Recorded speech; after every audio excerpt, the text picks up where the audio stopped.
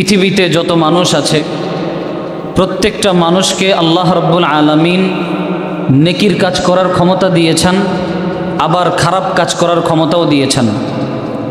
প্রত্যেকটা মানুষ এমন, যে ব্যক্তি নেকি করার ইচ্ছা জাগে, কখনো কখনো তার আবার গুনাহ করারও ইচ্ছা জাগে।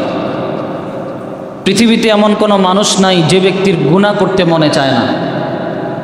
কেউ যদি বলে যে আমার গুনাহ করতেই মনে চায় না, তাহলে বুঝতে হবে ওই ব্যক্তির শারীরিকভাবে সমস্যা আছে, তার ডাক্তার দেখানো দরকার।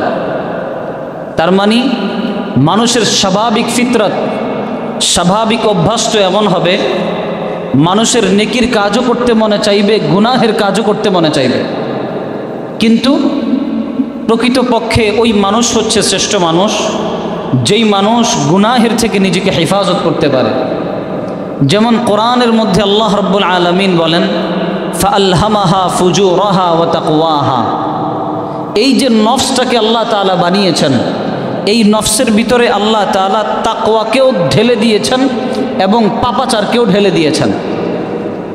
আল্লাহ তাআলা মানুষকে দুইটা কাজ করারই ক্ষমতা দিয়েছেন, নেকির কাজও করতে পারবে, আবার বদির কাজও করতে পারবে। ফাআলহামাহা ফুজুরাহা ওয়া তাকওয়াহা। যেহেতু মানুষের ভিতরে নেকির কাজ এবং গুনাহের কাজ দুটাই করার ক্ষমতা আছে, মানুষ এই দুইটা কাজই করে। তবে হ্যাঁ, ওই ব্যক্তি সফল কাম যে ব্যক্তি নিজের নফসের কথা না শুনে, যে ব্যক্তি আল্লাহ রাব্বুল আলামিনকে ভয় করে, আল্লাহর আযাবকে ভয় করে, আল্লাহর মারিফতকে ভয় করে, যে ব্যক্তি গুনাহের থেকে বেঁচে থাকবে, ওই ব্যক্তি হচ্ছে সফল কাম। আর যে ব্যক্তি নফসের গোলামি করবে, যে ব্যক্তি নফস যেভাবে বলে সেভাবে চলবে, তাহলে ওই ব্যক্তির জন্য রয়েছে দুনিয়াতেও বরবাদি, আখিরাতেও বরবাদি। এই জন্য নফস যেভাবে আমাদেরকে চলতে বলে, নফসকে সেইভাবে না চালিয়ে যদি সব সময় নফসকে কন্ট্রোলের মধ্যে রেখে, নফসকে একেবারে নিষ্পেষিত করে আল্লাহ রাব্বুল আলামিনের ইবাদত যদি আমরা করতে পারি, তাহলে বোঝা যাবে প্রকৃত বান্দা, প্রকৃত মুমিন আমি হতে পেরেছি। আর যদি আমি সবসময় নফসের গোলামি করে যাই, মন যা চাই তাই করে যাই, তাহলে বুঝতে হবে প্রকৃত গোলামি সেটা আমি করতে পারছি না। যেমন ধরেন, নফসের কথা যে ব্যক্তি শোনে না, সারা পৃথিবী তার কথা শুনতে বাধ্য হয়ে যায়। যে ব্যক্তি নিজের নফসের কথা শোনে না, আপনি একজন নফসের কথা শুনবেন না, দেখবেন হাজারো নফস আপনার কথা শুনতে বাধ্য হবে। আর আপনি যদি একটা নফসের কথা শোনেন, তাহলে হাজারো নফস আপনার থেকে মুখ ফিরিয়ে নিবে। এটাই হচ্ছে বাস্তব কথা। যে ব্যক্তি নিজের নফসের গোলামি করে না, যে ব্যক্তি আল্লাহকে ভয় পায়, প্রত্যেকটা কাজে আল্লাহকে স্মরণ করে, সারা পৃথিবী ওই ব্যক্তির গোলাম হতে বাধ্য হয়ে যায়, সারা পৃথিবী ওই ব্যক্তির কথা শুনতে বাধ্য হয়ে যায়। কিন্তু অপরদিকে যে ব্যক্তি নিজের নফসের গোলাম হয়ে যায়, যে নিজের নফসের গোলাম হয়ে গেল, তার দ্বারা যেই কোনো কাজ করা সম্ভব। যে ব্যক্তি নিজের নফসের গোলাম হয়ে গেল, সে যা চায় তা করা তার দ্বারা সম্ভব। এই জন্য সারা পৃথিবী তার থেকে মুখ ফিরিয়ে নেবে। এটাই হচ্ছে চিরসত্য এবং বাস্তব কথা।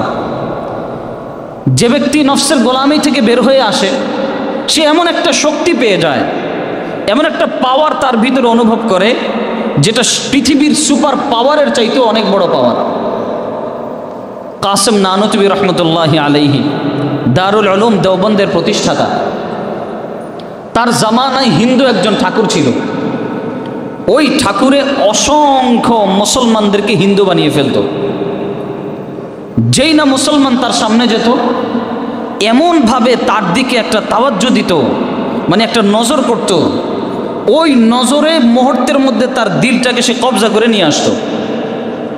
এরপরে ওই ঠাকুর যেভাবে চাইতো তার নফস ওইভাবে ঘুরে যেত,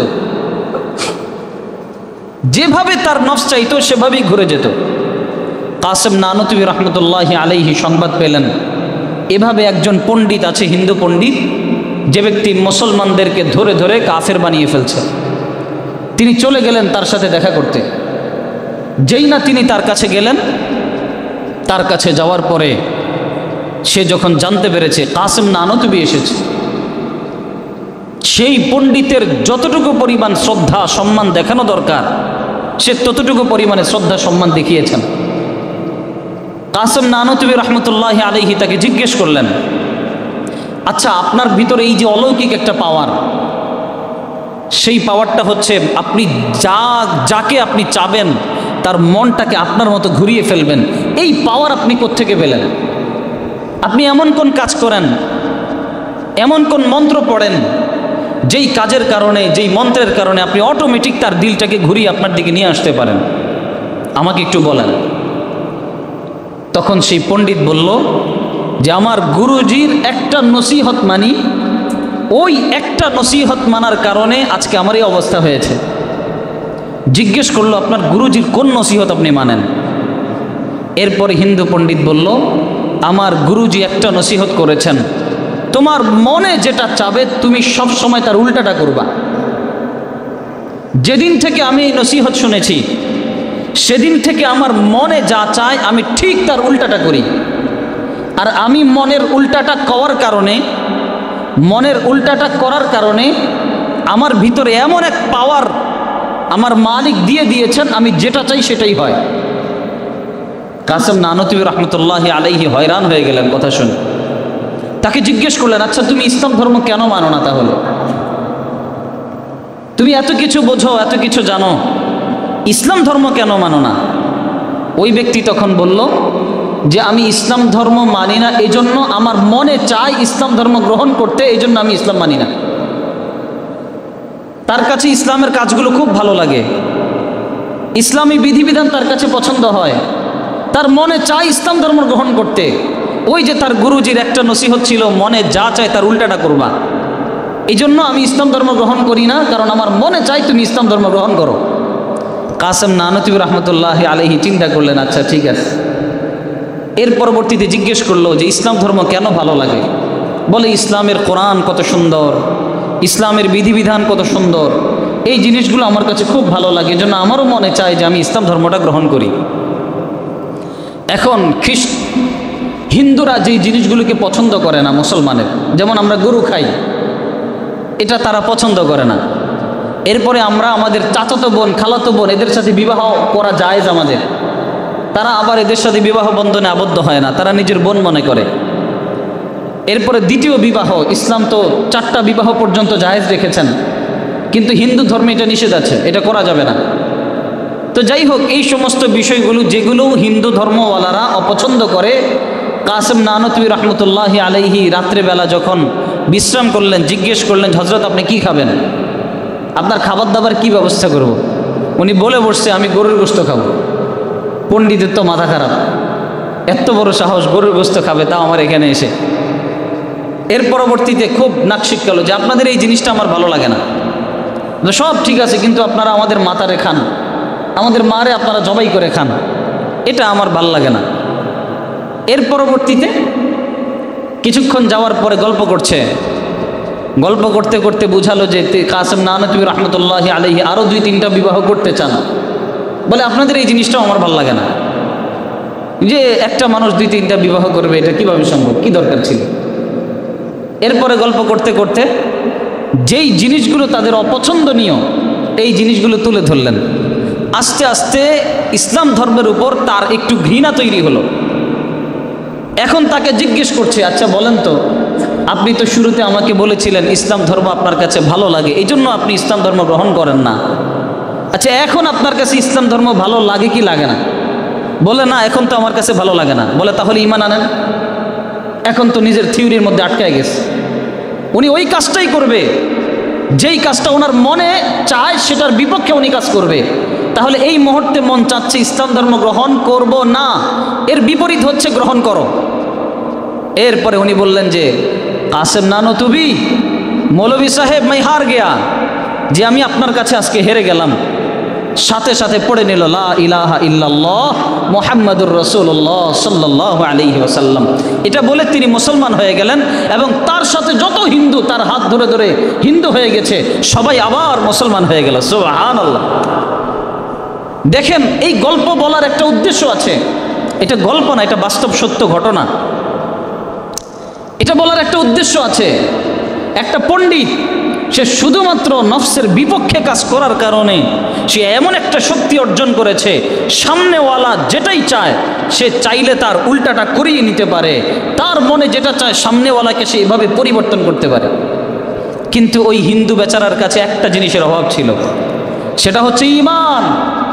যদি তার ওই জিনিসের সাথে ঈমানটা থাকতো তাহলে কাসেম নানতুবির উপর সে বিজয় লাভ করে ফেলত। কাসেম নানতুবি রহমতুল্লাহি আলাইহি তিনিও একই কাজ করতেন, মনে যেটা চায় তার বিপক্ষে কাজ করতেন। কিন্তু তিনি ওই হিন্দু পণ্ডিতটাকে কেন হারিয়েছেন? হারানোর একটাই কারণ, কাসেম নানতুবি রহমতুল্লাহি আলাইহির ভিতরে ঈমান ছিল। এজন্য ভাই, যে ব্যক্তি নিজের নফসের গোলাম হয়ে যাবে, নফস যেভাবে চায় যে ব্যক্তি ওইভাবে করতে যাবে, তার দুনিয়াও বরবাদ হয়ে যাবে, আখিরাতও বরবাদ হয়ে যাবে। এখন থেকে আমরা যদি ফিকির করি যে একটা গুনাহ করতে নফস খালি আমাদেরকে ধাবিত করছে, গুনাহ করার জন্য নফস খালি আমাদেরকে টানছে, আর আমরা যদি ওই ঘটনাকে যদি চিন্তা করে আমরা ফিকির রাখি, না আমার নফস বলছে গুনাহ করতে, আমি অন্তত প্রতিজ্ঞাবদ্ধ হই গুনাহ করব না, ইনশাআল্লাহ আপনি দেখবেন এমন এক শক্তি আপনার ভিতরে অর্জিত হবে যেই শক্তি রুখার পৃথিবীর কারো সাধ্য নেই। এমন একটা পাওয়ার আপনি অনুভব করবেন। আপনি বিশ্বাস করেন, সামনে আপনার যখন একটা গুনাহ আসবে, আপনি যদি আল্লাহকে ভয় করে গুনাহের থেকে ফিরে আপনি চলে আসতে পারেন, দেখবেন আপনার দিলে কি পরিমাণ শান্তি, কি পরিমাণ মজা, কি পরিমাণ ঈমানের স্বাদ আপনি অনুভব করেন। ঈমানের একটা স্বাদ আছে, ঈমানের একটা মজা আছে। আমরা তো ঈমানের স্বাদও বুঝি না, মজাও বুঝি না।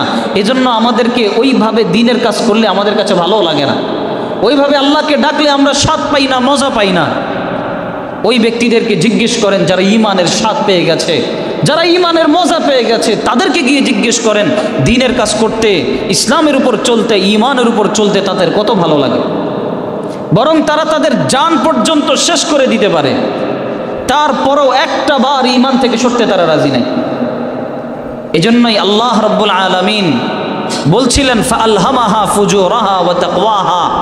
এই যে আমাদের নফস, এই নফসের মধ্যে আল্লাহ রাব্বুল আলামিন ভালো কাজ করারও ক্ষমতা দিয়েছেন, মন্দ কাজ করারও ক্ষমতা দিয়েছেন।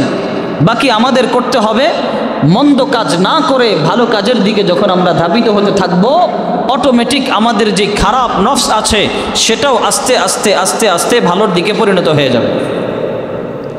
আল্লাহ রাব্বুল আলামিন সব সময় বান্দাদেরকে বলেছিলেন ওয়াতুবু ইলাল্লাহি জামিআন আইয়ুহাল মুমিনুন, ও মুমিন বান্দারা, তোমরা নিজেদের নফস যখন তোমাদেরকে ধোকায় ফেলে দিবে, তোমরা যখন গুনাহে জর্জরিত হয়ে যাবে, ওয়াতুবু ইলাল্লাহ, বান্দা তোমরা আল্লাহর কাছে তওবা করো। বান্দা যখন আল্লাহর কাছে তওবা করে, ওই তওবার বিনিময়ে আল্লাহ রাব্বুল আলামিন বান্দার জীবনের সমস্ত গুনাহগুলো আল্লাহ মাফ করে দেন। তওবা এমন একটা নিয়ামত, আল্লাহ তাআলার বান্দাকে কি দিবেন বলেন? আমি তো মনে করি এই পৃথিবীতে বান্দাদের জন্য শ্রেষ্ঠ উপহার আল্লাহ দিয়েছেন তওবা। জীবনভর গুনাহ করলাম, জীবনভর নাফরমানি করলাম, জীবনভর আল্লাহকে ডাকলাম না, জীবনভর মনচাহি জিন্দেগির মতো চললাম, নফসের খায়েশাতের উপর চললাম, মন যেভাবে চায় সেভাবেই চললাম। কিন্তু আল্লাহ তওবা নামক যে উপহার আমাদেরকে দান করেছেন, এই উপহারটা এমন একটা উপহার, আল্লাহ বলেন যে ব্যক্তি তওবা করে ফেলবে, উলাইকা ইউবাদদিলুল্লাহু সাইয়্যাতিহিম হাসানাত, আল্লাহ বলেন ওই সমস্ত বান্দারা যারা তওবা করে, তওবা করলে আল্লাহ তাআলা তাদের যে গুনাহগুলো আছে, গুনাহগুলো তো ক্ষমা করেনি, বরঞ্চ সেই গুনাহগুলোকে আল্লাহ তাআলা নেকি দ্বারা পূরণ করে দেন। সুবহানাল্লাহ, কেমন দয়ালু আল্লাহ, চিন্তা করে দেখেন। আল্লাহ এতটুকু করলেই তো যথেষ্ট ছিল যে আমার গুনাহ আল্লাহ মাফ করে দিয়েছেন, এটুকুই তো আল্লাহর জন্য যথেষ্ট ছিল। কিন্তু আল্লাহ বলেন যে না, সাইয়্যাতিকুম হাসানাত, বান্দা তোমরা যে গুনাহ করেছ আমি তোমাদের গুনাহগুলোকে নেকি দ্বারা পূরণ করে দিব। আল্লাহু আকবার, কেমন মালিক আমরা পাইছি চিন্তা করে দেখেন, কেমন দয়ালু আল্লাহ আমরা পাইছি চিন্তা করে দেখেন। রাসূলুল্লাহ সাল্লাল্লাহু আলাইহি ওয়াসাল্লাম বলেন আত্তাইবু মিনাজ যামবি কামান লা যামবা লা, যেই ব্যক্তি গুনাহের থেকে তওবা করে সে এমন হয়ে যায় তার জীবনে কেমন যেন কোনো গুনাহই থাকে না, একদম পুরা নিষ্পাপ হয়ে যায়। গুনাহের মাধ্যমে পৃথিবীতে অনেক ক্ষতির সম্মুখীন বান্দা হয়ে যায়। গুনাহ মানুষের রিজিককে সংকীর্ণ করে দেয়। রিজিক বলতে টাকা পয়সাই খালি রিজিক না, আরে রিজিকের অনেকগুলো উপকরণের মধ্যে টাকা পয়সা এটা একটা মাত্র মাধ্যম। আরো অনেক কিছু রিজিক আছে। অনেককে দেখবেন আল্লাহ তাআলা শুধু টাকা পয়সা রিজিক দিয়েছে, অন্য অন্য রিজিক থেকে তাকে মাহরুম করে দিয়েছে। আরে একজন নেক সন্তান জন্ম লাভ করা এটাও তো বড় একটা রিজিক। একটা মানুষের আরামে ঘুম হওয়া এটাও তো বড় একটা রিজিক। একটা মানুষ নেককার স্ত্রী পাওয়া এটাও তো বড় একটা রিজিক। একটা মানুষ সমাজে সম্মানিত হওয়া এটাও তো বড় একটা রিজিক। একটা মানুষ কোনো রকম কোনো ঋণ না থাকা, বরকতে বরকতে ভরপুর থাকা জীবন, এটাও তো বড় একটা রিজিক। আরে টাকা পয়সা ওটা তো রিজিকের একটা মাত্র প্রকার। রিজিকের আর অসংখ্য প্রকার রয়ে গেছে। মানুষকে আল্লাহ গুনাহের থেকে মুক্ত করে জান্নাত দিয়ে দেওয়া এটাও তো রিজিক। আল্লাহ তাআলা মানুষকে সুন্দর মৃত্যু দেওয়া এটাও তো রিজিক। তাহলে আমরা শুধু কি করি? সারাদিন একটা রিজিকের পিছনে দৌড়াই। কোন রিজিক? টাকা পয়সার রিজিক। এই রিজিকের পিছনে দৌড়াতে দৌড়াতে জীবন যৌবন সব কিছুকে আমরা শেষ করে দেই। কিন্তু আসলে যে আরো অনেক রিজিক রয়ে গেছে, ওই রিজিকের পিছনে তো আমরা দৌড়াই না। ওই রিজিক তালাশ করার জন্য তো আমরা চেষ্টা করি না। যে ব্যক্তি গুনাহের থেকে বেঁচে থাকবে, আল্লাহ তাআলা দুনিয়াতে যত ধরনের রিজিক আছে আল্লাহ সব বরকতময় রিজিক আল্লাহ তাকে দান করে দিবেন। সুবহানাল্লাহ। কোরআনে আল্লাহ বলেন, লাউ আন্না আহলাল কুরা আমানু, যদি জনপদবাসীরা ঈমান আনে, ওয়াত্তাকাও, তারা যদি তাকওয়া অবলম্বন করে, লাফাতাহনা আলাইহিম বারাকাতিম মিনাস সামাই ওয়াল আরদি, আমি আসমান জমিনের ধন ভাণ্ডারের যত বরকত আছে আমি সব বরকতের দরজা তাদের জন্য খুলে দিব। সুবহানাল্লাহ। বান্দা যখন গুনাহ করে, বান্দা বরকতময় রিজিকগুলো থেকে মাহরুম হয়ে যায়। বান্দা একটা গুনাহ করে কলিজায় একটা দাগ পড়ে যায়, আরেকটা গুনাহ করে আরেকটা দাগ পড়ে যায়, আরেকটা গুনাহ করে আরেকটা দাগ পড়ে যায়। এভাবে দাগ পড়তে পড়তে পড়তে পড়তে ওই সাদা দিলটা একটা পর্যায়ে পুরা কালোতে পরিপূর্ণ হয়ে যায়। পুরা সাদা দিলটা আর সাদা দিল থাকে না, একদম কালো কুচকুচে কালো হয়ে যায়। ওই দিলে আর আল্লাহর রহমত ঢুকতে চায় না। আল্লাহর রহমত ওই দিলে ঢোকে না। দিলে আল্লাহ তাআলা মোহর মেরে দেন। তখন দিনের কাজ শুনলেও ভাল লাগে না, ভালো কথা শুনলেও খারাপ লাগে, ইবাদতের আগ্রহ চলে যায়, ইবাদত করতে মনে চায় না। এমনকি মানুষের শক্তিকে আল্লাহ তাআলা কেড়ে নিয়ে চলে যান। এখন আপনি বলতে পারেন যে হুজুর, এমনও মানুষকে তো দেখছি আল্লাহ বিল্লাহর কোনো খোঁজ খবর নাই, একবারে বিশাল বডি বিল্ডার, এক মানুষকে ধরে থাপ্পড় দিলেই মানুষ মেরে ফেলতে পারে, এরকম শক্তিশালী মানুষ তো আছে, কই তাদের শক্তি তো যায় না। শক্তি দুই ধরনের। এক ধরনের শক্তি হচ্ছে শারীরিক শক্তি, আরেক ধরনের শক্তি হচ্ছে আধ্যাত্মিক শক্তি। শারীরিক শক্তি তো যে কারো হতে পারে, মাঝে মাঝে বিভিন্ন ওষুধ খেলেও তো মানুষ অনেক শক্তিশালী হয়ে যায়, এনার্জি টাইপের কিছু পান করলেও তো মানুষ অনেক শক্তিশালী হয়ে যায়। এই শক্তির কথা বলা হয় নাই। মূলত শক্তি কোনটা? দেহের শক্তি না, বরং আত্মার যে শক্তি, সেই শক্তি। আপনি দেখবেন ঝড় বৃষ্টি উপেক্ষা করে কত বৃদ্ধ মানুষ চোখে ঠিক মতো দেখে না, ঠিক মতো চলতে পারে না, হাঁটতে পারে না, তারপর ছোট্ট একটা লাইট নিবে, একটা লাঠি নিবে, কোটকোট করে হাঁটতে হাঁটতে হাঁটতে হাঁটতে আল্লাহর ঘর মসজিদে চলে আসবে। দেখবেন শীতের কনকনে রাত ওয়াজ মাহফিলে গিয়ে বসে থাকবে, ওলামায়ে কেরাম আসলে তাদের পিছনে পিছনে ঘুরবে, সারাক্ষণ সে নিজেকে ইবাদতে কাটানোর জন্য চেষ্টা করে। আবার আরেক যুবককে তাকিয়ে দেখবেন, যার শরীরে শক্তির কোনো অভাব নাই, যার নিজের শরীরে পাওয়ারের কোনো শেষ নাই, সে ব্যক্তি বিছানার থেকে উঠে হেঁটে একটু যে মসজিদে আসবে, একটু যে দিনের কাজ করতে আসবে, এটা সে করতে পারে না। তার মানে বোঝা গেল শারীরিক শক্তি তার ভিতরে থাকলেও আধ্যাত্মিক যে শক্তিটা থাকার কথা এটা তার ভিতরে নাই। এজন্য যে ব্যক্তি এভাবে গুনাহ করতে থাকবে, আল্লাহ রাব্বুল আলামিন আস্তে আস্তে তার আধ্যাত্মিক যে শক্তি আছে ওই শক্তিটা আস্তে করে নাই করে দিবে, বিলকুল থাকবে না। দেখবেন সারা রাত জেগে জেগে ফুটবল খেলা দেখবে, সারা রাত জেগে জেগে নাটক সিনেমা দেখবে, কিন্তু একটু ঘুম থেকে উঠে ফজরের নামাজটা পড়বে সে পারবে না। কেন পারবে না? ওই যে তার ভিতরের যে আধ্যাত্মিক শক্তি যেটা আছে এটা আল্লাহ তাআলা নাই করে দিয়েছে। এজন্য ভাই সময় থাকতে আল্লাহর কাছে তওবা করে নাও। তওবাটা অনেক বড় নিয়ামত এটা বান্দার জন্য। সারা জীবন গুনাহ করলাম, শয়তান সব চাইতে তওবাকে বেশি ভয় পায়। কারণ শয়তান চেষ্টা করে কোনো মুমিন বান্দা যখন তওবা করে ফেলে, ওই বান্দার শরীরে আর কোনো গুনাহ থাকে না, ওই মুহূর্তে শয়তান চিন্তা করে, হায় রে, জীবনের কতটা সময় এই বান্দার পিছনে ব্যয় করেছি, কতটা সময় ওই বান্দার পিছনে ঘুরে ঘুরে ঘুরে ঘুরে তাকে গোমরা করেছি। আজকে বান্দাটা তওবা করে ফেললো, আমার সমস্ত মেহনত শেষ। আবার আল্লাহর ঘোষণা তো বড় চমৎকার ঘোষণা, উবাদ্দিলু সাইয়্যাতিকুম হাসানাত। বান্দা গুনাহ করছো, গুনাহ তো মাফ করবই করব, আবার গুনাহগুলোকে নেকি দ্বারাও পূরণ করে দিব। তো শয়তান তো পুরাই মাঠে মারা, পুরাই শেষ শয়তান। এই জন্য হাদিসের মধ্যে আছে, আরাফার দিন শয়তান যেই পরিমাণ নারাজ হয়, এই পরিমাণ নারাজ অন্য কোনো দিন হয় না। তার কারণ আল্লাহ রাব্বুল আলামিন আরাফার দিন কত লক্ষ মানুষকে, কত অগণিত মানুষকে আল্লাহ তাআলা গুনাহের থেকে মুক্ত করে দেন, তাদের তওবা কবুল করে আল্লাহ তাদেরকে নিষ্পাপ বানিয়ে দেন। সুবহানাল্লাহ। এই জন্য শয়তান বড় আফসোস করতে থাকে, বড় পেরেশান হয়ে যায়। এই জন্য তওবা করে ফেলা, সময় থাকার আগে আগেই তওবা করে ফেলা। আল্লাহ রাব্বুল আলামিন বলেন, ওয়াতুবু ইলাল্লাহি জামিআন আইয়ুহাল মুমিনুন লাআল্লাকুম তুফলিহুন। ও মুমিনরা, তোমরা আল্লাহ তাআলার কাছে সবাই মিলে তওবা করো। কেন আল্লাহ তাআলা তওবা করতে বললেন? আল্লাহ বলেন, লাআল্লাকুম তুফলিহুন, যেন তোমরা সফল কাম হয়ে যেতে পারো। সফল কাম কাকে বলে? আরবিতে বলে ফালাহ। ফালাহ মানে হচ্ছে সফলতা। এটা কেমন? সফলতা মানে হচ্ছে দুনিয়ার সফলতা না। যেমন ধরেন, দুনিয়াতে মানুষ কখনো ব্যবসায় সফল হয়, আবার কখনো ব্যবসায় লস খায়। এটাকে প্রকৃত সফলতা বলা হয় না, এটাকে প্রকৃত ফালাহ বলা হয় না। তাহলে ফালাহ শব্দের মূল অর্থটা কি? ফালাহ শব্দের মূল অর্থ হচ্ছে ऐसी कामयाबी जिस कामयाबी पर कोई नाकामी नहीं है।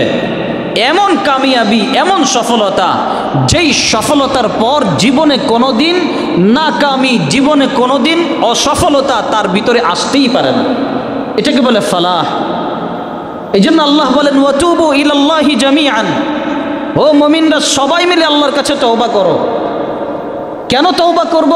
লাআল্লাকুম তুফলিহুন, যেন তোমরা সফল কাম হতে পারো, যেন তোমরা ফালাহ অর্জন করতে পারো।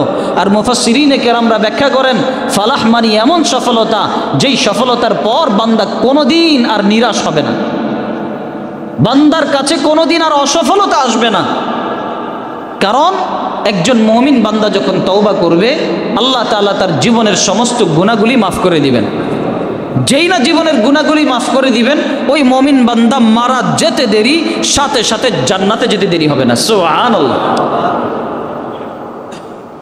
এজন্য হাদিসে কুদসির মধ্যে এসেছে, আল্লাহ রাব্বুল আলামিন বলেন, বান্দা যদি গুনাহ করতে করতে আসমান জমিন ভরিয়ে ফেলে, বান্দার গুনাহে যদি সমুদ্রের ফেনা পরিমাণ হয়ে যায়, আসমান জমিনের মধ্যবর্তী খালি জায়গা যদি বান্দার গুনাহে পরিপূর্ণ হয়ে যায়, বান্দা যদি গুনাহ করতে করতে বান্দার গুনাহ পাহাড় সম পরিমাণ হয়ে যায়, আর বান্দা একটা বার নত হয়ে যদি আল্লাহকে বলে, আল্লাহ আমি জীবনে যত গুনাহ করেছি আল্লাহ আপনি আমাকে মাফ করে দেন, আমার আল্লাহ বলেন, ওয়ালা উবালি হাত্তা আস্তাগফিরাহু, আমি দুনিয়ার কারো কোনো পরোয়া করি না, আমি সাথে সাথে বান্দার জীবনের সবগুলি গুনাহ মাফ করে দিই। সুবহানাল্লাহ। আল্লাহ এক মুহূর্তে পরোয়া করে না, আল্লাহ সমস্ত গুনাহ বান্দাকে মাফ করে দেন। এমন সফলতা আল্লাহ তাআলা তাকে দান করেন, যেই সফলতার পর পৃথিবীতে কখনো নাকামি আসবে না। কিন্তু আফসোস, গুনাহ এমন একটা বিষয়, গুনাহ আমরা করে ফেলি কিন্তু একটাবার অনুভবও করি না যে কি করছি। কিছু কিছু বান্দা তো এমন আছে, গুনাহে এমনভাবে লিপ্ত হয়, যেমন হাদিসের মধ্যে এসেছে, রাসূলুল্লাহ সাল্লাল্লাহু আলাইহি ওয়াসাল্লাম বলেন, কারো সামনে একটা মাছি আসলো, মাছি, ওই মাছিটাকে ধরে সে এভাবে তাড়িয়ে দিল। বলেন, মাছি তাড়াতে আমাদের কোনো কষ্ট হয়? মাছি তাড়াতে তো আমাদের কোনো কষ্ট হয় না। তা আমরা হাত দিয়ে ইশারা করলাম, মাছি চলে গেল। বলে কিছু কিছু মুমিন বান্দা তো এমন আছে যাদের সামনে গুনাহ আসলে তারা এমনভাবে গুনাহে লিপ্ত হয়ে যায়, গুনাহকে তারা মাছি তাড়ানোর মতো হালকা মনে করে। আবার অপরদিকে কিছু কিছু মুমিন বান্দা এমন আছে, একটা পাহাড় মাথার উপরে থাকলে যেই পরিমাণ ভয় মানুষের কাজ করে, আপনি চিন্তা করে দেখেন, একটা পাহাড় যদি আমাদের মাথার উপরে থাকে আর যদি এভাবে টলমল করতে থাকে, তাহলে আমাদের অবস্থা কি হবে, মনের অবস্থা কি হবে? আমরা তো সারাক্ষণ চিৎকার দিয়ে দিয়ে আল্লাহকে ডাকতে থাকবো। তো রসুল বলেন, একটা পাহাড় মুমিনের মাথার উপরে থাকলে যেমনভাবে মুমিন ভয় পায়, কিছু কিছু বান্দা আছে গুনাহ দেখলে তার চাইতেও বেশি ভয় পায়। এই জন্য গুনাহকে হালকা মনে না করা, গুনাহকে হালকা মনে না করা, যেই গুনাহই হয়ে যাবে সাথে সাথে তওবা করে নেওয়া। তওবার মাধ্যমে আমাদের জীবনের সমস্ত গুনাহগুলি আল্লাহ তাআলা দূর করে দিবেন। তওবা কাকে বলে, কোন জিনিসকে তওবা বলা হয়? তানজিহুল কলবি মিনাজ যামবি, অন্তরটাকে গুনাহের থেকে পরিপূর্ণ মুক্ত করে দেওয়া, এটার নামই হচ্ছে তওবা। মনের মধ্যে দৃঢ় সংকল্প করা যে আল্লাহ, জীবনে যা গুনাহ করেছি, কিন্তু এখন দুনিয়ার সমস্ত গুনাহকে অন্তর থেকে বের করে দিলাম এবং সব কিছু ছেড়ে দিয়ে আল্লাহ আপনার কাছে আমি একবারে নিজের জানকে সঁপে দিলাম। এখন থেকে আর কোনোদিন গুনাহ করব না, আমার জীবনের সর্বস্ব দিয়ে চেষ্টা করব, গুনাহ আসবে কিন্তু আমি গুনাহ করব না। এটার নামই হচ্ছে তওবা। ইমাম ইবনে তাইমিয়া রহমতুল্লাহি আলাইহি তার কিতাবের মধ্যে 10টা কারণ উল্লেখ করেছেন, যেই 10টা কারণ থেকে যদি বান্দা মুক্ত হতে পারে, বান্দা আল্লাহর প্রিয় বান্দা হয়ে যাবে এবং বান্দার জীবনে আর কোনো গুনাহই থাকবে না। তার মধ্যে প্রথম কারণ তওবা। এই তওবা বান্দার করাই লাগবে, তওবা করা ছাড়া কোনো গতি নাই। পৃথিবীতে তওবার বিকল্প আল্লাহ কিচ্ছু রাখেন নাই। যে ব্যক্তি সব সময় তওবার প্রতি গুরুত্ব দিবে, ওই ব্যক্তির জীবনে আর কোনোদিন গুনাহ থাকবে না। কিন্তু যে ব্যক্তি তওবার প্রতি গুরুত্ব দিবে না, ওই ব্যক্তি সারা জিন্দেগিভর গুনাহের মধ্যে জর্জরিত থাকতেই থাকবে। এজন্য তওবা থেকে নিজেকে একেবারে পরিপূর্ণ পাক সাফ করে নেওয়া। তওবা কিভাবে করব? তানজিহুল কলবি মিনাজ যামবি, গুনাহের থেকে দিলটাকে একেবারে পরিষ্কার রাখা। অনেক নওজওয়ান, অনেক যুবক তো এমন আছে গুনাহকে গুনাহ মনে করে না, গুনাহ আসলে গুনাহের মধ্যে ডুবে যায় আর বলতে থাকে, যা যখন বয়স টয়স হয়ে যাবে হস্টস করে এসে ভালো হয়ে যাবে। এখন যুবক বয়স, মौज মাস্তি যা করার করে নেই। আপনি একটা জিনিস চিন্তা করে দেখেন, কারো কাপড়ের মধ্যে যদি ময়লা লাগতে থাকে, ধরেন সাদা কাপড় পরলাম, 2 দিন 3 দিন হয়ে গেল ময়লা লাগলো। এখন কাউকে যদি আপনি বললেন, ভাই তোমার জামার মধ্যে তো ময়লা, তুমি জামাটাকে একটু পরিষ্কার করো না, সে যদি আপনাকে উত্তর দেয়, আরে ভাই এখনো যদি পরিষ্কার করি আবার গায়ে দিলে আবার ময়লা লাগবে, তাহলে পরিষ্কার করার কি দরকার, ময়লা যেহেতু লাগবেই লাগতে থাক। বলেন মানুষটাকে সুস্থ মস্তিষ্কের মানুষ বলবে না পাগল বলবে? কথা বলে না, কি বলবে? ওরে পাগল বলবে। আরে বলবে সামনে ময়লা লাগুক আর না লাগুক পরে দেখা যাবে। আরে বেটা আপাতত তো নিজেকে পরিষ্কার কর, আপাতত তো জামাটাকে অন্তত পরিষ্কার কর। এই কথা বলবে কি বলবে না? তেমনি ভাবে যে ব্যক্তির গুনাহ হয়ে গেছে, হোক ছোট গুনাহ হোক বড় গুনাহ, যেমনি ভাবে জামার মধ্যে ময়লা লাগলে আমরা বরদাস্ত করি না, জামার মধ্যে ময়লা লাগলে আমরা সাবান ব্যবহার করি, পাউডার ব্যবহার করি, পাউডারে যদি কাজ না হয় তাহলে মেডিসিন ব্যবহার করি, একটা পর্যায়ে ব্লিচিং পর্যন্ত ব্যবহার করি, নানা ধরনের কেমিক্যাল পর্যন্ত ব্যবহার করি। কেন? জামার উপর থেকে দাগটাকে সরানোর জন্য। ঠিক তেমনিভাবে আমাদের ছোট গুনাহ হোক বড় গুনাহ হোক যাই হোক না কেন, এটাকে রেখে দেওয়া যাবে না, এটাকে বারবার গুনাহে জর্জরিত হয়ে গুনাহ জমানো যাবে না, বরঞ্চ সামান্য গুনাহ হবে, ওই সামান্য গুনাহের জন্য তওবা করে ওই গুনাহ থেকে একেবারে পাকসাফ হয়ে যেতে হবে। রাজি আছেন তো ইনশাআল্লাহ? আল্লাহ আমাদেরকে তৌফিক দান করুক, বলেন আমিন। একটা জামাকে যদি না ভিজানো হয় ওই জামা পরিষ্কার হয় না।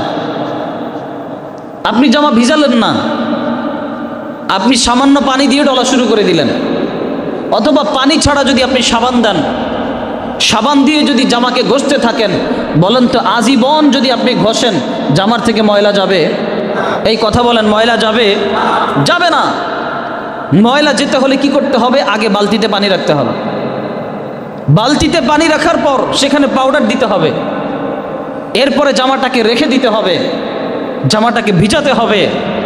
ভিজিয়ে জামা যখন নরম হবে, এবার যখন সাবান দিয়ে ডলা দিবেন, মুহূর্তের মধ্যে পরিষ্কার হবে। কি হবে না?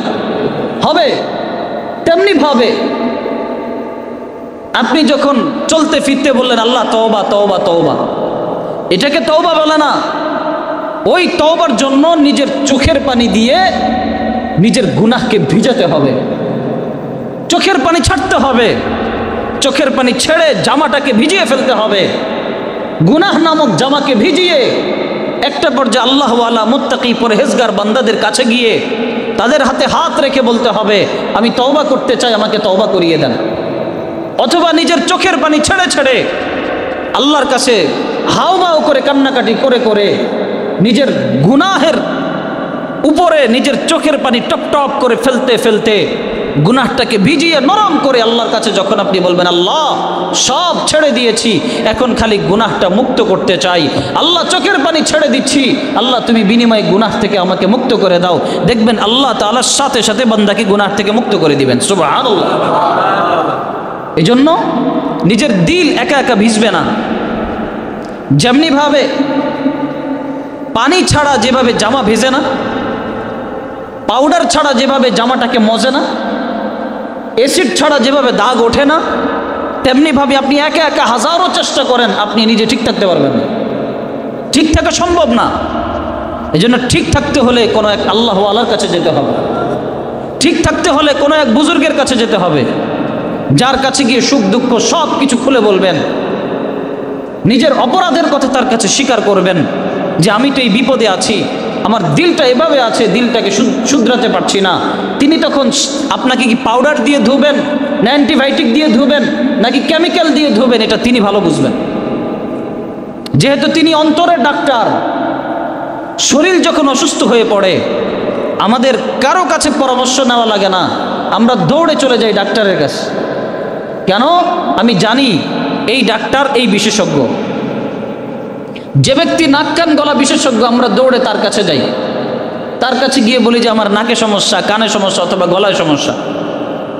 কিন্তু আজ পর্যন্ত দেখেছেন কোনো ব্যক্তির কিডনির সমস্যা, কিন্তু নাক কান গলা বিশেষজ্ঞের কাছে গিয়ে বসে আছে? দেখেছেন কখনো? কারণ সে জানে তার কাছে গিয়ে আমার লাভ নাই, আমার যেতে হবে কিডনি বিশেষজ্ঞের কাছে। যার হার্টের সমস্যা, আজ পর্যন্ত ওই হার্টের সমস্যাওয়ালা রুগী কিডনি ফাউন্ডেশনে যেতে দেখেছেন কখনো? যাবে না, কারণ সে জানে সে কিডনির ডাক্তার, সে হার্টের ডাক্তার না। তার মানে আমরা বুঝি যে ব্যক্তি অন্তরের ডাক্তার, অন্তরে যদি সমস্যা হয়, অন্তরের মধ্যে যদি আমার ব্যাধি দেখা দেয়, তাহলে আবার বলেন তো অন্তরের ডাক্তারের কাছে যাওয়ার দরকার কি দরকার না? চোখের সমস্যা হলে চোখের ডাক্তারের কাছে যেতে পারি, দাঁতের সমস্যা হলে দাঁতের ডাক্তারের কাছে যেতে পারি, কানের সমস্যা হলে কানের ডাক্তারের কাছে যেতে পারি, হার্টের সমস্যা হলে হার্টের ডাক্তারের কাছে যেতে পারি, কিডনির সমস্যা হলে কিডনির ডাক্তারের কাছে যেতে পারি। কিন্তু অন্তরের সমস্যা হলে তো আমরা কোথাও যাই না। অন্তরের সমস্যা হলে মন যখন একেবারে নিষ্পেষিত হয়ে যায়, মন যখন একেবারে গুনাহ করতে করতে কালো হয়ে যায়, আমরা তো তখন মনের ডাক্তারের কাছে যাই না। ঢাকা ইউনিভার্সিটি সহকারে পৃথিবীতে যত ইউনিভার্সিটি আছে দেখবেন সব বিষয়ের ডিপার্টমেন্ট আছে, সব বিষয়ের ডিপার্টমেন্ট আপনি পাবেন। কিন্তু আজ পর্যন্ত কখনো দেখেছেন যে এখানে মানুষের অন্তর ঠিক করা হয়? এই কথা বলেন, দেখেছেন? হসপিটালে লেখা থাকে এখানে হার্টের চিকিৎসা করা হয়, হসপিটালে লেখা থাকে এখানে নাক কান গলার চিকিৎসা করা হয়, হসপিটালে লেখা থাকে এখানে কিডনির চিকিৎসা করা হয়। কিন্তু কোথাও কি দেখেছেন লেখা আছে এখানে অন্তরের চিকিৎসা করা হয়? তার মানে তারা ফেল। তারা যা কিছু ঠিক করতে পারবে সেই বিশেষজ্ঞ তারা হয়েছে, কিন্তু মানুষের অন্তর ঠিক করার মতো আজ পর্যন্ত কোনো ইঞ্জিনিয়ার ডাক্তার তৈরি হয় নাই, আজ পর্যন্ত কোনো বিজ্ঞানী তৈরি হয় নাই। কিন্তু কিন্তু হ্যাঁ, যাদের ভিতরে আল্লাহ কোরআন দিয়েছেন, যাদের ভিতরে আল্লাহ রসুলের সুন্নাহ দিয়েছেন, তারা মানুষের দিলের ডাক্তার। এজন্যই তো কাউকে বলা হয় হাকিমুন নফস, নফসের হাকিম, নফসের ডাক্তার। এই জন্য অনেককে বলা হয় ওনার কাছে যাও, তাহলে নফসের চিকিৎসা পাওয়া যাবে। শরীর অসুস্থ হয়ে গেলে ঠিকই তো ডাক্তারের কাছে দৌড় দেই, মন অসুস্থ হলে মনকে ঠিক করার জন্য মনের ডাক্তারের কাছে তো আমরা যাই না। একটা মানুষের যদি কিডনি নষ্ট হয়ে যায়, সেই মানুষটা যদি বলে আমার কিডনি একটু নষ্ট হয়েছে আর একটু হোক, আচ্ছা এটা কি বুদ্ধিমানের কাজ হবে না বোকামি হবে? এই কথা বলেন না, বুদ্ধিমান কাজ হবে না বোকামি হবে? আমার কথা কি বুঝতেছেন আপনারা? যদি কিডনির সামান্য সমস্যা দেখা দেয়, সে যদি বোকামি করে ডাক্তারের কাছে না যায়, তার সমস্যা আরো বাড়তেই থাকবে। কিছুদিন যখন যাবে আরো বাড়তে থাকবে, বাড়তে বাড়তে একটা পর্যায়ে শেষ সময় যখন ডাক্তারের কাছে উপস্থিত হবে, ডাক্তার বলবে কিডনি ড্যামেজ, শেষ কিডনি, কোনো পয়েন্ট নাই। ঠিক তেমনি ভাবে মানুষের অন্তরে যখন সামান্য ব্যাধি তৈরি হয়ে যায়, ওই ব্যাধি যদি ঠিক না করা হয় আরো বড় ব্যাধি ভিতরে জমবে, সেটাকে যদি ঠিক না করা হয় আরো বড় ব্যাধি ভিতরে জমবে। জমতে জমতে একটা পর্যায়ে এমন হয়ে যাবে এই অন্তরটাও শেষ হয়ে যাবে, ড্যামেজ হয়ে যাবে, এই অন্তর দিয়ে আর কোনো কাজে লাগবে না। আল্লাহ তাআলাও আসমান থেকে একেবারে জাহান্নামীদের মোহর অন্তরে মেরে দিবেন। এই জন্য রাসূলুল্লাহ সাল্লাল্লাহু আলাইহি ওয়াসাল্লাম বলেন, আলা ইন্না ফিল জাসাদি মুদগাহ, আলা ইন্না ফিল জাসাদি মুদগাহ ইযা সালুহাত সালুহাল জাসাদু কুল্লু ওয়া ইযা ফাসাদাত ফাসাদাল জাসাদু কুল্লু আলা ওয়া হিয়াল কলব।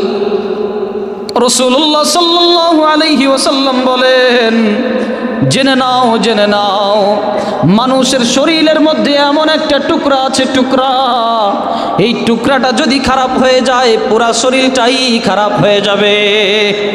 আর ওই টুকরাটা যদি ভালো হয়ে যায় তাহলে মানুষের পুরা শরীরটাই ভালো হয়ে যাবে। রাসূল বলেন, তোমরা কি জানো কিনা ওই টুকরাটা কি? বলে আলা ওয়াহিয়াল কলব, জেনে নাও এটা হচ্ছে মানুষের অন্তর। যেই ব্যক্তির অন্তর ঠিক হয়ে যাবে ওই ব্যক্তির পুরা শরীরটাই ঠিক হয়ে যাবে, আর যে ব্যক্তির অন্তর ঠিক হবে না তার পুরা শরীরটাই নষ্ট হয়ে যাবে।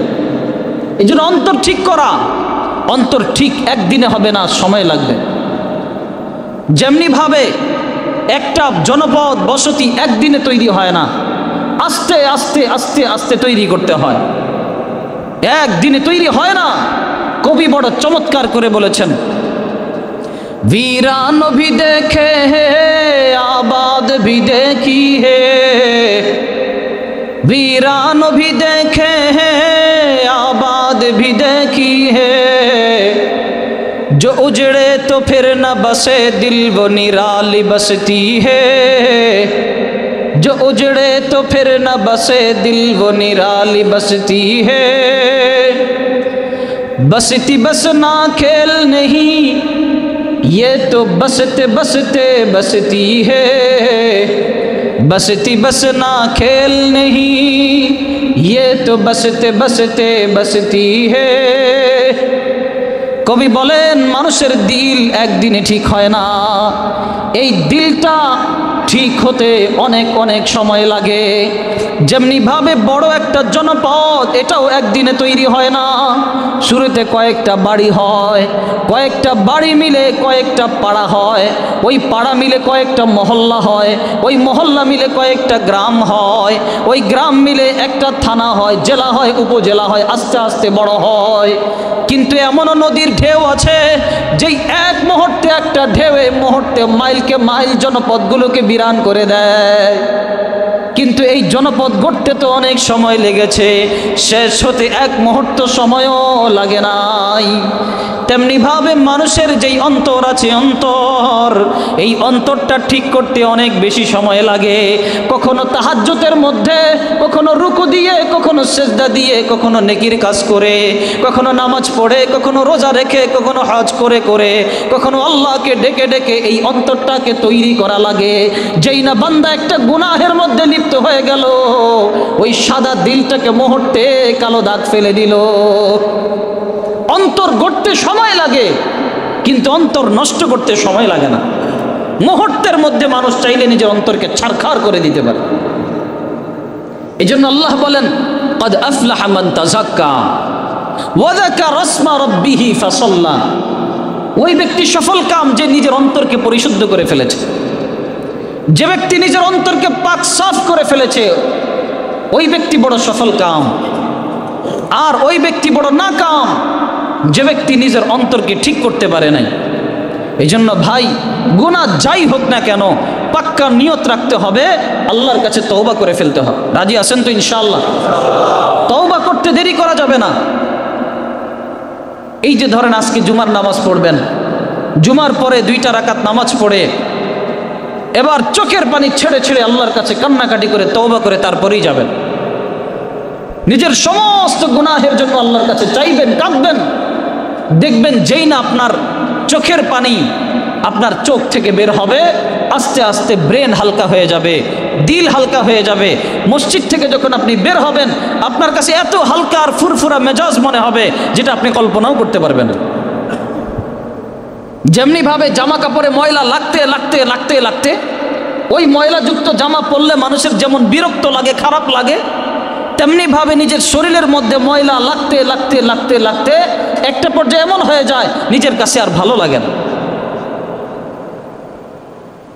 আপনি যখন গুনাহের থেকে তওবা করবেন, তখন আল্লাহ রাব্বুল আলামিনকে আপনার আরো ডাকতে মনে চাবে।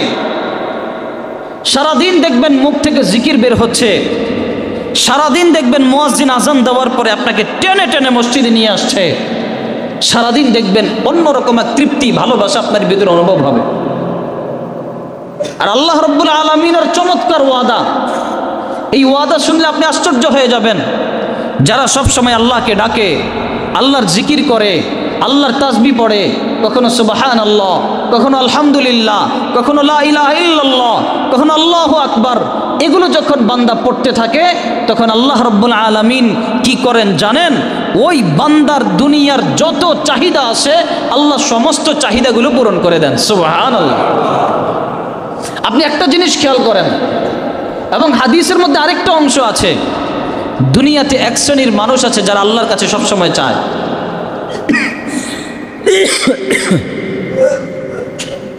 আল্লাহর কাছে সবসময় চায় যে আল্লাহ আপনি আমাকে এটা দেন, আমাকে সেটা দেন, এই করেন সেই করেন, সবসময় আল্লাহর কাছে চাইতে থাকে। কিন্তু হাদিসের মধ্যে এমন এক বিষয় রাসূল বলেন, যারা আল্লাহর কাছে না চেয়ে, যারা শুধুমাত্র আল্লাহর তাসবিহ পড়ে। আচ্ছা বলেন তো, আমরা যখন চাই আল্লাহর কাছে, আল্লাহ আপনি আমাকে এত টাকা দান করেন, আপনি আমাকে সুস্থ করেন, আপনি আমাকে ভালো রাখেন, এটা দেন সেটা দেন, আচ্ছা এটা আমরা কার জন্য চাই? বলেন কার জন্য? আরে জবান খুলে বলেন না, কার জন্য চাই? নিজের জন্য চাই। জোরে বলেন, কার জন্য চাই? তার মানে আমরা যখন বলি আল্লাহ আপনি আমাকে টাকা দেন, আপনি আমাকে পয়সা দেন, আমাকে সুস্থ করেন, আমাকে সম্পদ দেন, এটা কার জন্য চাই? আমার জন্য না আল্লাহর জন্য? এটা নিজের জন্য চাই। আরেকটা জিনিস চিন্তা করে দেখেন তো, আমরা যখন বলি সুবহানাল্লাহ, আমরা যখন বলি আলহামদুলিল্লাহ, আমরা যখন বলি লা ইলাহা ইল্লাল্লাহ, এই জিকিরগুলো আমরা কার জন্য করি? আমাদের জন্য না আল্লাহর জন্য? এই বলেন না, আমাদের জন্য না আল্লাহর জন্য? তাহলে আবার চিন্তা করে দেখেন তো, একটা হলো নিজের জন্য চাওয়া, আর একটা হলো না আমার নিজের জন্য না, আমি আল্লাহর জন্য, আল্লাহর প্রশংসা করব। আল্লাহ কি দিল না দিল এটা আমার দেখার দরকার নাই, আমি আল্লাহকে ভালোবাসি, আল্লাহকে মোহাব্বত করি, এজন্য আমি আল্লাহকে ডাকবো। বলেন আল্লাহ খুশি হবে না বেজার হবে? এই জন্য রাসূলুল্লাহ সাল্লাল্লাহু আলাইহি ওয়াসাল্লাম বলেন, যেই ব্যক্তি আল্লাহ রাব্বুল আলামিনের সন্তুষ্টির জন্য, আল্লাহর ভালোবাসার জন্য সবসময় আল্লাহকে ডাকবে, কোরআন পড়বে, জিকির করবে, আল্লাহ তাআলা ওই ব্যক্তিকে এত কিছু দান করবেন, যারা সারা দিন আল্লাহর কাছে চায় তারাও তার ধারে কাছে পৌঁছতে পারবে না। সুবহানাল্লাহ। এই জন্য এখন থেকে বেশি বেশি আল্লাহকে ডাকবো তো ইনশাআল্লাহ। পাক্কা নিয়ত করি। 10টা বিষয় এমন আছে, এই 10টা বিষয় যদি বান্দা নিজের প্রতি খেয়াল রাখে, ইনশাআল্লাহ বান্দার দিল একেবারে পাক সাফ হয়ে যাবে এবং বান্দা গুনাহের থেকে বাঁচতে পারবে, বান্দা বরকতের জিন্দিগি নিজের চোখে দেখবে। ওই 10টার মধ্যে আজকে একটা বিষয় নিয়ে আলোচনা করেছি। আল্লাহ যদি তৌফিক দান করেন ধারাবাহিকভাবে পরের জুমাগুলোতে আরও 9টা বিষয় আলোচনা করব। আল্লাহ রাব্বুল আলামিন আমাদের সবাইকে আমল করার তৌফিক দান করুক, বলেন আমিন। ওয়া আখির দাওয়ানা আনিল হামদুলিল্লাহি রাব্বিল আলামিন। যারা সুন্নত নামাজ পড়ি নাই মেহেরবানি করে সুন্নত পড়ে নেই।